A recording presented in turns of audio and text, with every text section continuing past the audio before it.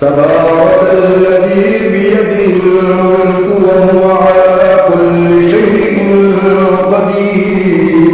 وہ خدا جس کے ہاتھ میں بادشاہی ہے بڑی برکت والا ہے اور وہ ہر چیز پر قادر ہے. الذي خلق الموت والحياة ليبلوكم أيكم أحسن عملا وهو العزيز الغفور.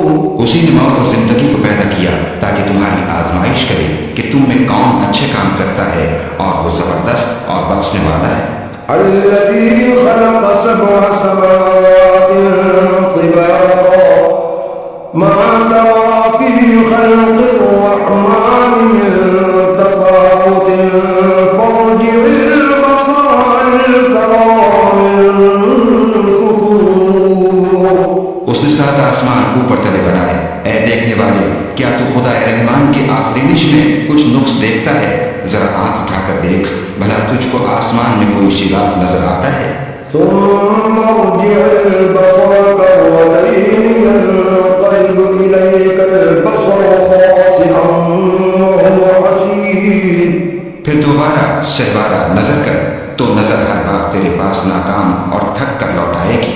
وَلَقَدْ زَيَّنَّا السَّمَاءَ الدُّنْيَا بِمَصَابِيحَ وَجَعَلْنَاهَا رُجُومًا لِلشَّيَاطِينِ وَأَعْتَدْنَا